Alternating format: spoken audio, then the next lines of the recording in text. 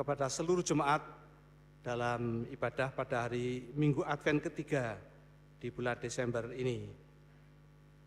Juga kami ucapkan selamat mengikuti ibadah kepada jemaat tamu yang bergabung dengan GKJ Semarang Barat pada pagi hari ini.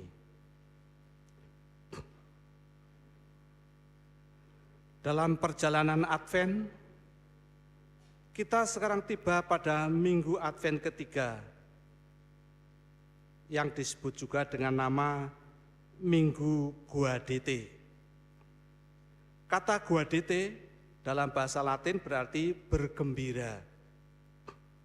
Perayaan ini merupakan pengingat bahwa Allah yang mengasihi kita masih memegang kendali dan bahwa kita menantikan kedatangannya bukan dengan rasa takut, melainkan dengan sukacita yang luar biasa. Dalam surat pertama Rasul Paulus kepada jemaat di Tesalonika mencerminkan sukacita yang demikian. Saudara-saudara, bersukacitalah senantiasa, tetaplah berdoa, mengucap syukurlah dalam segala hal, sebab itulah yang dikehendaki Allah dalam Yesus Kristus bagi kamu. Ibadah ini akan dinyalakan lilin ketiga yang berwarna merah muda yang melambangkan sukacita dan kebahagiaan.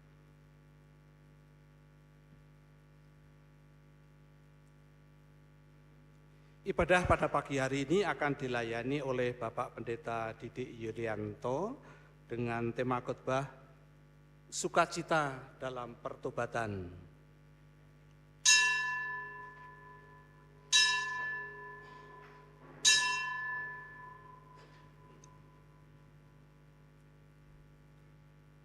Sukacita dalam damai sejahtera sedang datang ke dalam dunia.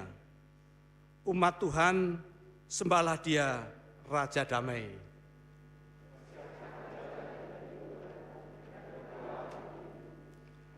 Bersujudlah di hadapan Tuhan dengan takut dan gentar. Nyatakanlah pertobatanmu.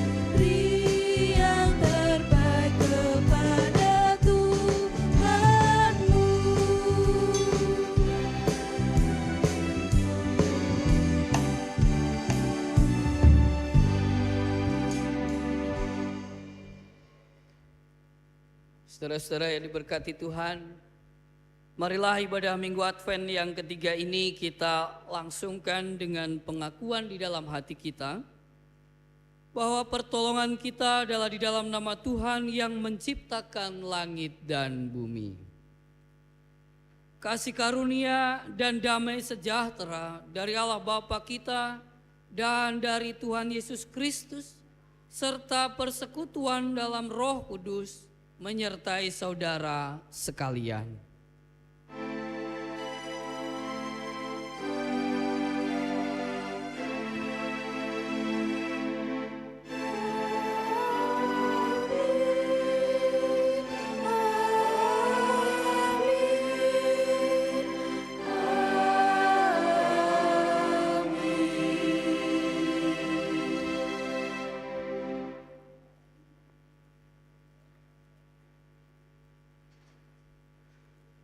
Jemaat yang dikasihi Tuhan, di dunia ini banyak orang yang tidak mampu merasakan sukacita.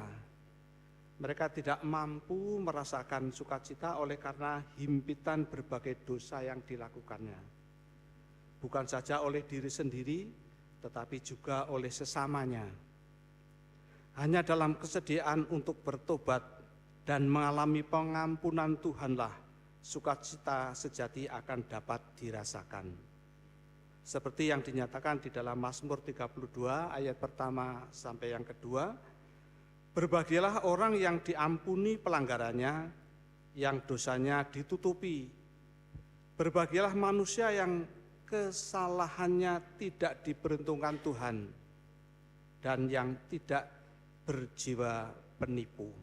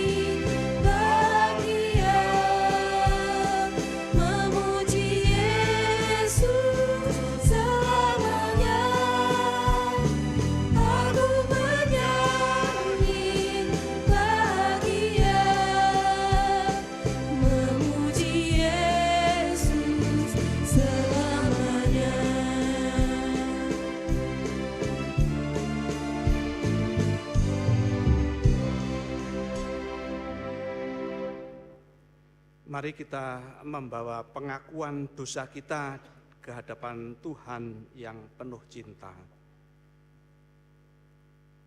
Dalam pergumulan hidup kami kehilangan pengharapan kepadamu.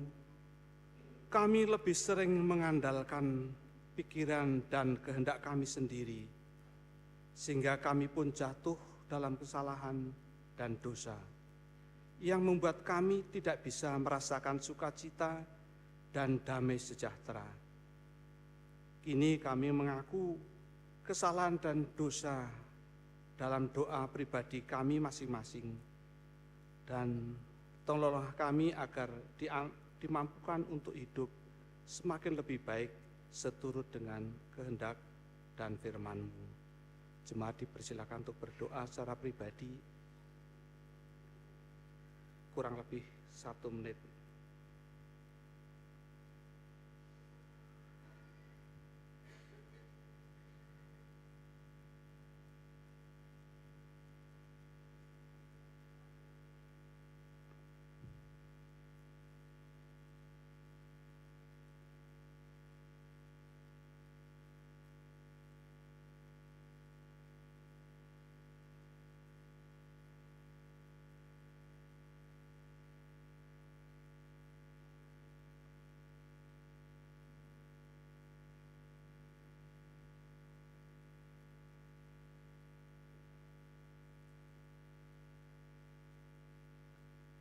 Inilah kami yang berdosa, ya Tuhan, layakkanlah kami memasuki hadirat-Mu. Sudilah mengampuni kami yang berdosa ini. Amin.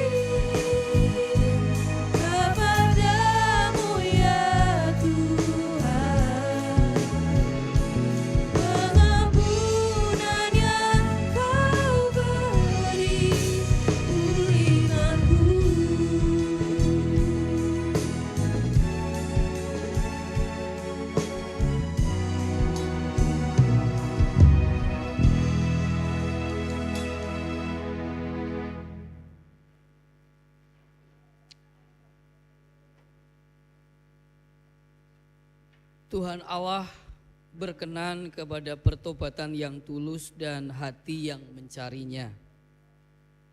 Oleh karena itu bagi setiap kita yang mengakui dosanya dengan sepenuh hati dalam ketulusan, sekarang terimalah berita anugerah sebagaimana yang tertulis di dalam Mazmur 107 ayat 1 yang demikian.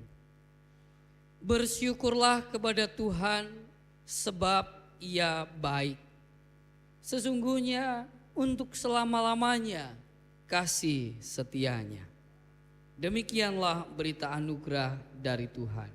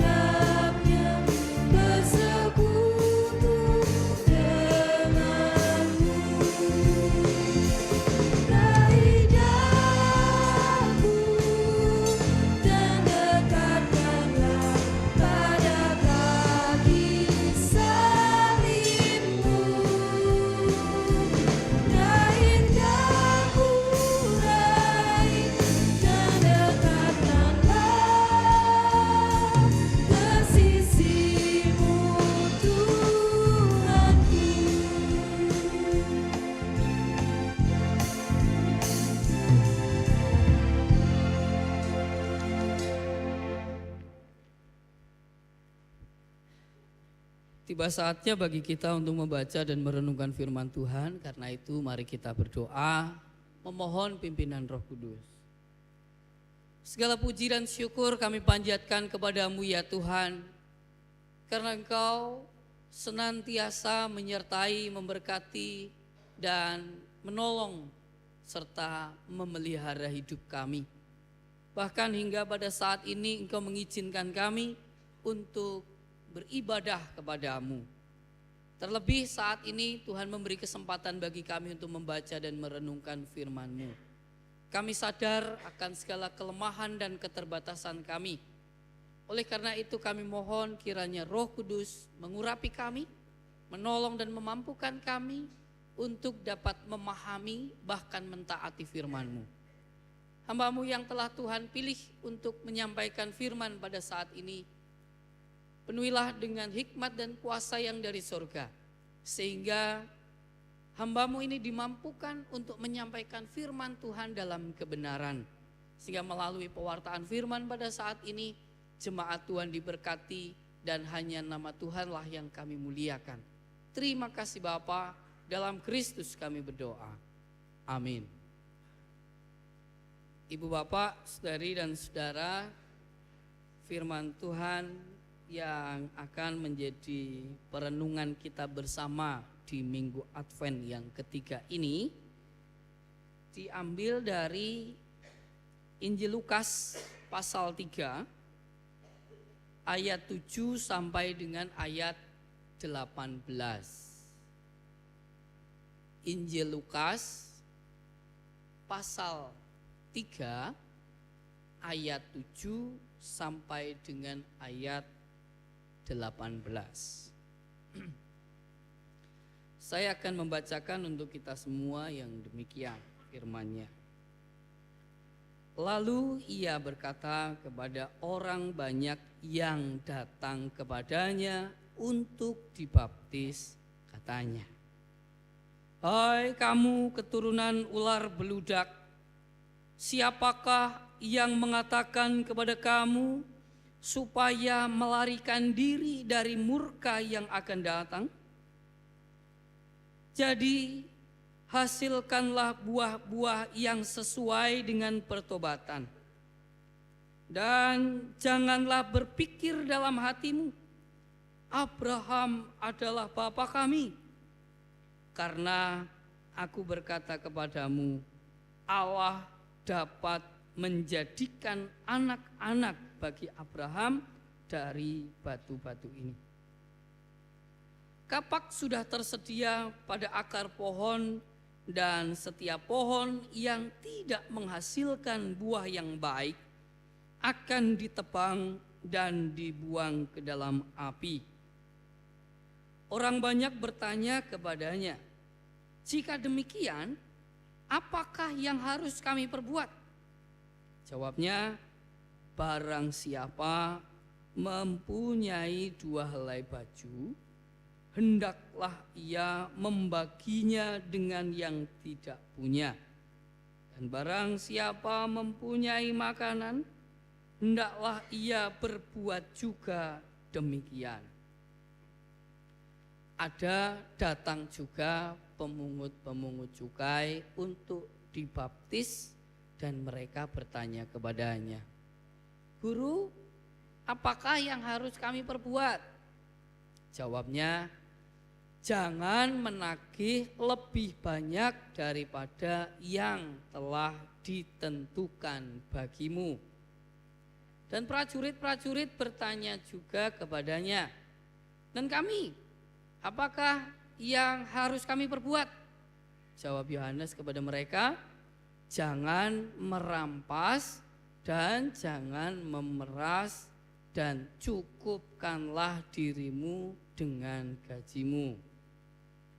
Tetapi karena orang banyak sedang menanti dan berharap, dan semuanya bertanya dalam hatinya tentang Yohanes, kalau ia adalah Mesias, Yohanes menjawab dan berkata kepada semua orang itu, "Aku membaptis kamu dengan air, tetapi Ia yang lebih berkuasa daripadaku akan datang, dan membuka tali kasutnya pun aku tidak layak. Ia akan membaptis kamu dengan Roh Kudus dan dengan api.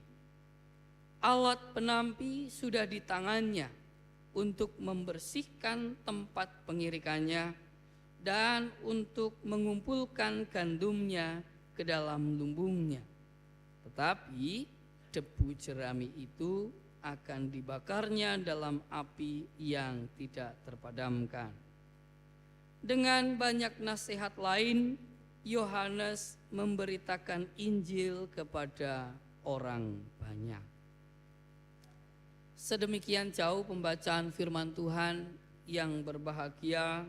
tentu kita semua yang tidak hanya sanggup menjadi pembaca firman, tetapi yang juga senantiasa setia berjuang melakukan firman Tuhan dalam kehidupan sehari-hari. Maranatha.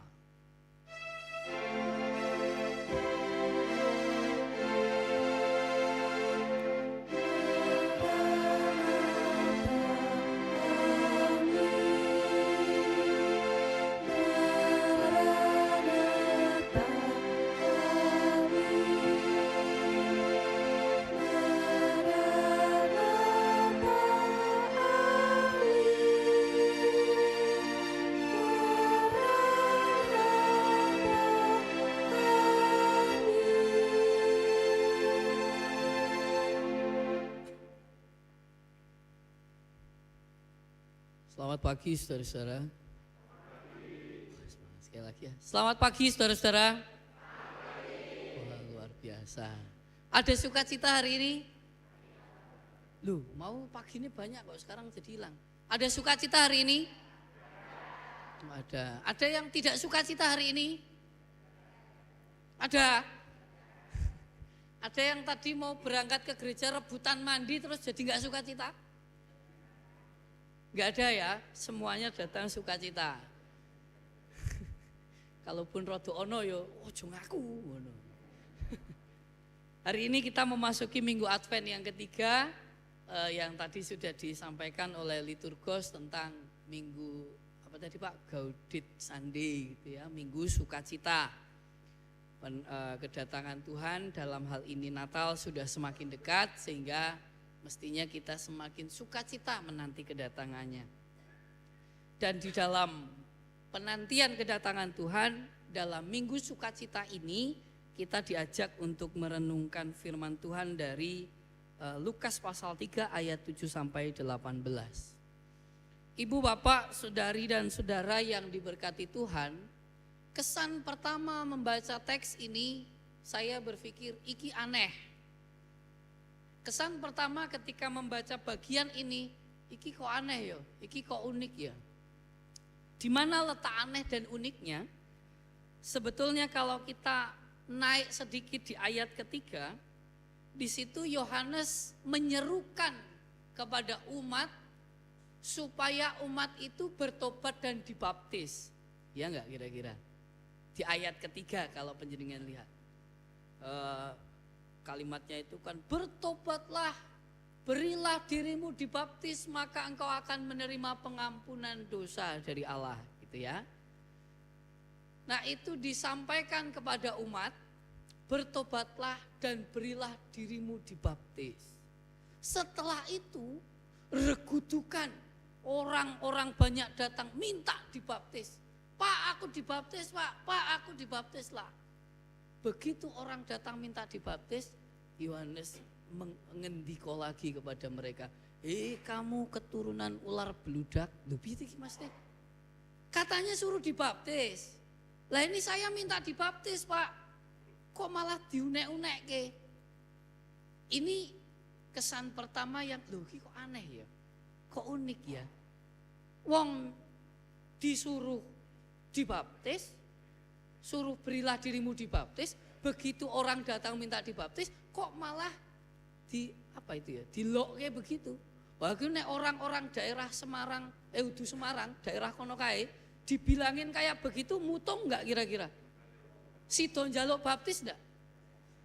Wis mbok rasa. Mutung. Lah wong kene iki njaluk baptis kok malah dibilangi kayak gitu, piye to iki maksudnya? Nah, tetapi kalau kita perhatikan secara lebih mendalam gitu ya, tentu Yohanes menyampaikan itu bukan tanpa alasan, bukan waton, bukan hanya sebatas mergo saking ngokei engko aku ndak kesel ora sah wae, bukan karena itu. Ada sesuatu yang prinsip yang yang terkandung dalam ungkapan Yohanes ketika menyampaikan kepada orang banyak yang datang minta dibaptis itu dengan kamu keturunan ular beludak, yaitu karena Yohanes hendak menyatakan penolakan, kritikan terhadap sikap dan cara hidup umat yang bahasa ngablak iki manipulatif. Wong ngablak ngerti manipulatif.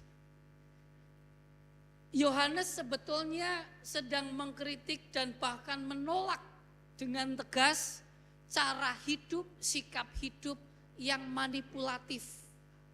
Kenapa begitu? Karena kalau kita perhatikan di ayat ke-8, ke-7 dan ke-8, mereka itu meminta dibaptis hanya untuk menjadi label saja bahwa aku wis dibaptis, aku diampuni dosane. Terlepas dari sak bare dibaptis aku meh kepiye urusanku, sing penting aku wis dibaptis. Karena nek aku wis dibaptis, wis diampuni. Itu menurut mereka. Sehingga itulah yang dianggap sebagai manipulatif. Ngapusi tok. Ngapusi tok itu basa endi? Daerah lemah gempal gitu ya. Jadi orang-orang pada zaman itu memang mereka setelah mendengar Yohanes menyampaikan itu berseru-seru kepada umat, bertobatlah, berilah dirimu dibaptis supaya mendapat pengampunan dosa. Mereka regudukan, aku dibaptis, ben aku diampuni dosane. Bar kuwi setelah itu dengan kebiasaan-kebiasaan mereka tetap saja berdosa, tetap saja semaunya sendiri. Sehingga itu menurut Yohanes iki manipulatif iki. Iki ora bener. Oleh sebab itu disampaikan, hei kamu keturunan ular beludak. Ular beludak ini kalau tidak salah ya ular sing beracun gitu ya Pak ya. Yang kira-kira justru akan menjadi racun dalam persekutuan. Justru akan menjadi gambarannya begini. Misalnya kita punya 10 telur. 9 telurnya itu baik, wis dipecah di dalam ember, apa ya nek nyeplok telur, baskom. Yang satu itu ternyata telurnya sudah busuk misalnya, terus ikut dicampur di situ. Nah kira-kira jadi baik atau gimana itu adonannya? Kan jadi hancur toh, karena yang satu ini beracun. Nah demikianlah. Yohanes tidak menginginkan, tidak mengharapkan umat Tuhan itu adalah umat yang mengandung racun dalam persekutuan. Yohanes menghendaki bahwa baptisan yang dilakukan adalah wujud, adalah tanda pertobatan yang sungguh-sungguh. Bukan hanya sebatas label, tidak hanya sebatas aku kan turunane Bapak Abraham. Dulur-dulur, nek gur ngaku turunane Bapak Abraham, Gusti Allah itu bisa membuat keturunan Abraham dari batu-batu ini. Enggak perlu kamu orang sini. Jadi ini yang menjadi kritikan tajam bahkan penolakan Yohanes ketika orang datang minta dibaptis. Jadi bukan karena ora entuk, tapi Yohanes melihat, ngopo kalau baptis hanya sebagai label, hanya sebagai caramu memanipulasi Gusti Allah, percuma, nggak ada artinya. Baptis itu mestinya adalah disertai dengan pertobatan yang sungguh-sungguh. Oleh karena itu tadi disampaikan, hasilkanlah buah yang sesuai dengan pertobatan. Nah, menurut penjenengan kira-kira cara hidup, sikap hidup yang manipulatif itu masih ada enggak ya sampai sekarang? Masih ada enggak ya? Loh masih? Loh tak kira ono Ibu. Ternyata masih ada. Kadang-kadang orang itu menggunakan status sebagai orang Kristen, sebagai yang sudah dibaptis hanya sebagai label. Aku kan wis Kristen, aku kan wis dibaptis, wis mesti diampuni. Tetapi di dalam kebersamaan, di dalam persekutuan justru itu hanya menjadi racun. justru itu hanya menjadi sesuatu yang berdampak tidak baik. Karena kekristenannya, baptisannya hanya sebagai label semata. Sementara cara hidupnya justru melukai banyak orang, justru menghancurkan harapan banyak orang. Maka kritikan Yohanes ini bukan hanya kritikan, penolakan ini sangat keras disampaikan. Tidak hanya bagi orang pada zaman itu, tetapi juga bagi kita. Supaya kita semua ini ketika menjalani kehidupan sebagai orang yang percaya, ia sungguh-sungguh menghasilkan buah pertobatan. Karena dengan cara itulah kita mempersiapkan kedatangan Tuhan dalam hidup kita.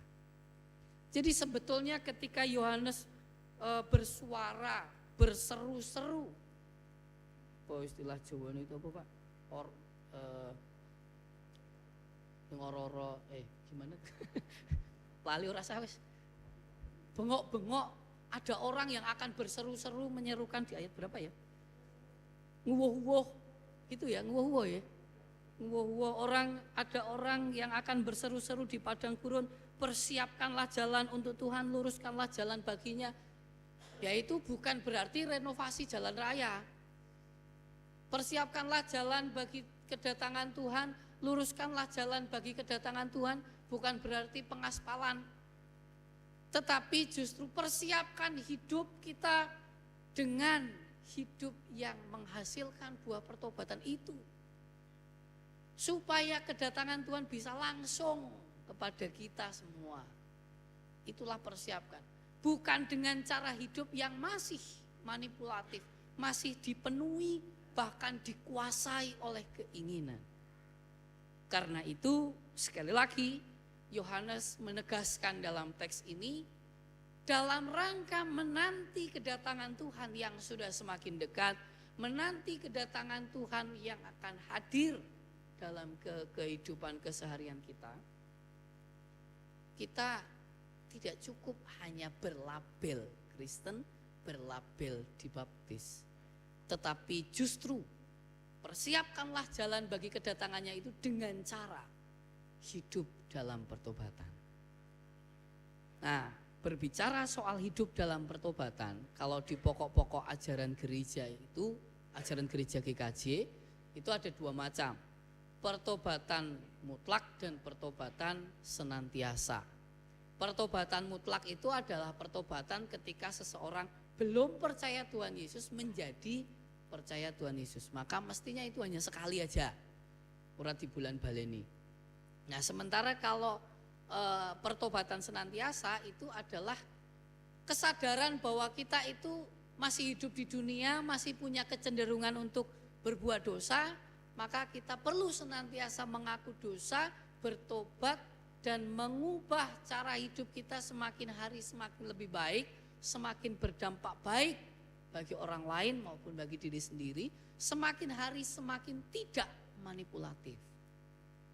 Jadi pertobatan tidak melulu hal-hal yang begitu besar gitu, tetapi mulai dari hal-hal yang sederhana. Apalagi kalau melihat dalam bacaan ini, itu bagi diri sendiri maupun bagi orang lain. Dengan cara itu kita tidak hanya sedang mempersiapkan jalan bagi kedatangan Tuhan, tetapi juga kita bisa menikmati sukacita kedatangan Tuhan.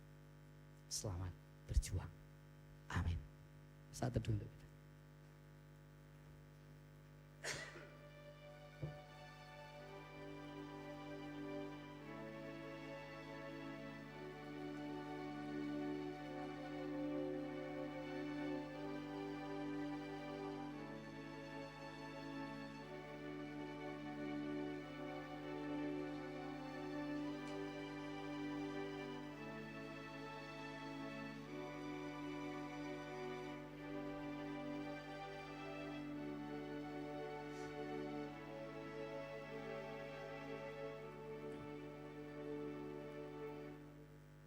Saat teduh cukup.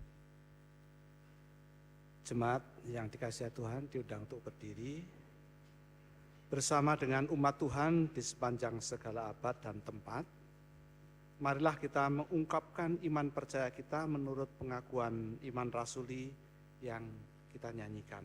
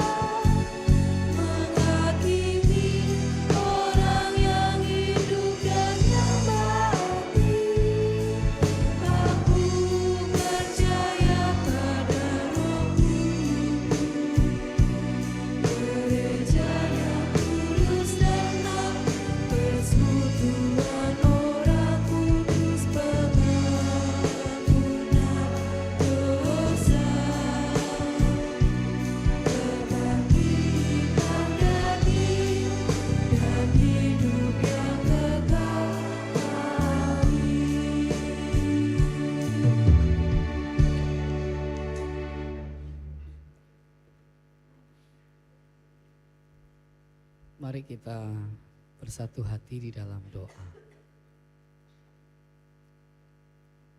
Kembali kami menghampiri tahta-Mu yang kudus ya Tuhan di dalam doa.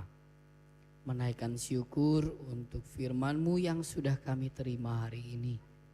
Kiranya kami tidak hanya memahami tetapi dimampukan untuk dapat mentaatinya. Membawa hidup kami untuk seturut dengan kehendak dan firman-Mu. Di tengah rasa syukur kami atas firman yang kami terima hari ini, kini kami bersama-sama di dalam doa ini memohon berkat karena kami percaya bahwa rancangan Tuhan atas hidup kami adalah rancangan damai sejahtera dan bukan rancangan kecelakaan. Terima kasih Tuhan. Doa yang jauh dari sempurna ini kami mohonkan kepadamu di dalam nama Tuhan Yesus Kristus, Juru Selamat kami yang hidup. Amin.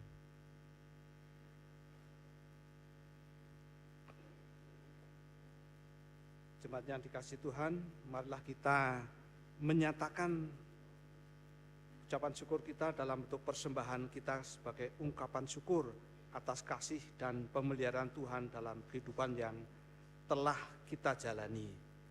Firman Tuhan yang melandasi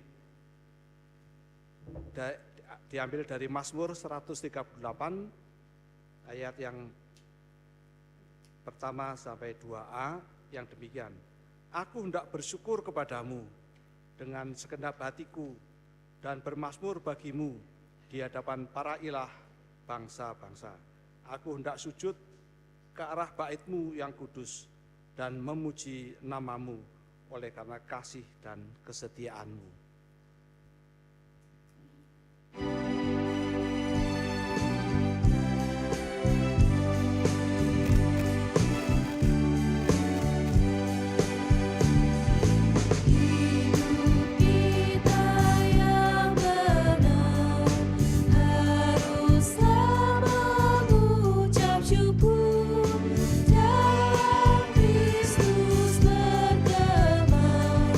Janganlah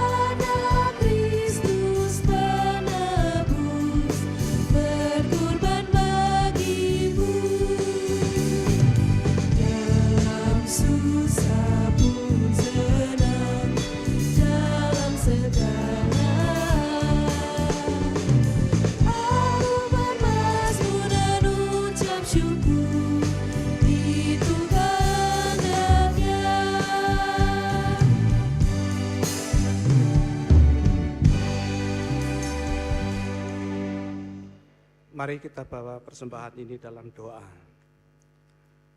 Tuhan Allah Bapa kami yang berada di dalam tata surga yang mulia, puji dan syukur karena Bapa senantiasa memberkati kami.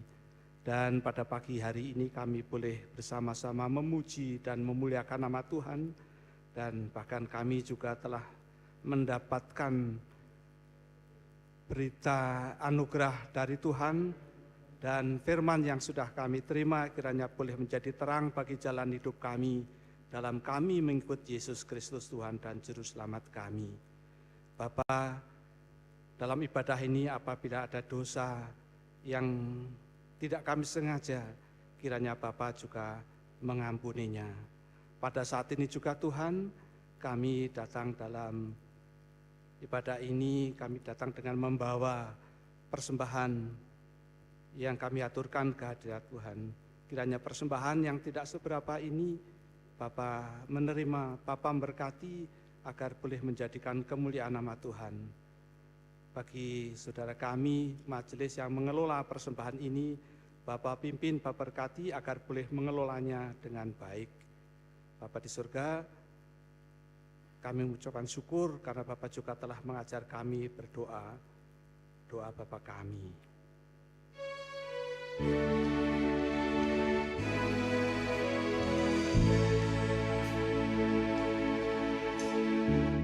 Bapa kami yang di surga, dikuduskanlah nama-Mu, datanglah kerajaan-Mu, jadilah kehendak-Mu di bumi seperti di surga. Bila kami hari ini makanan secukupnya, dan ampuni salah kami seperti kami ampuni orang yang bersalah pada kami. Jangan membawa kami ke dalam pencobaan, tapi lepaskan kami daripada yang jahat. Sebab Kau punya kerajaan dan kuasa dan kemuliaan selamanya.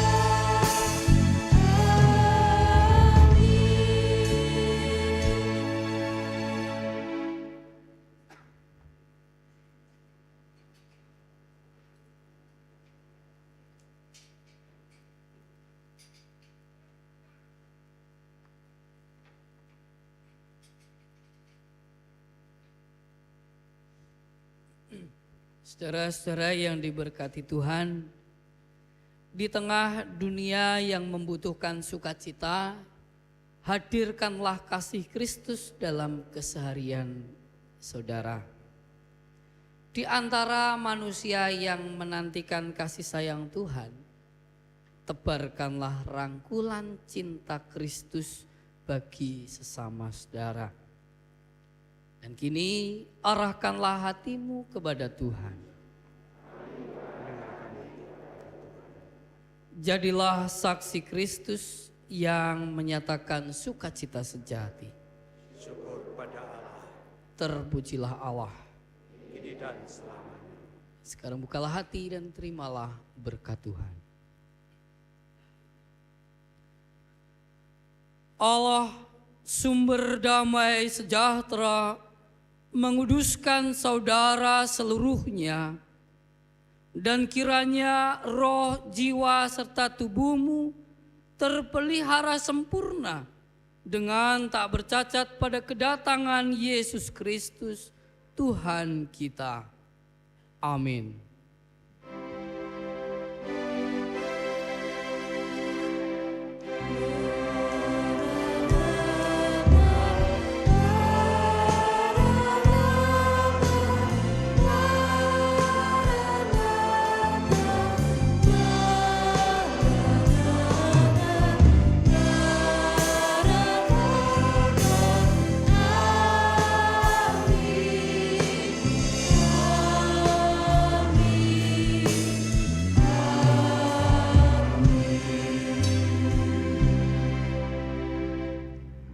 Ibadah pada hari Minggu ini sudah usai. Mari kita lanjutkan ibadah yang nyata dalam kehidupan sehari-hari bersama pimpinan Roh Kudus.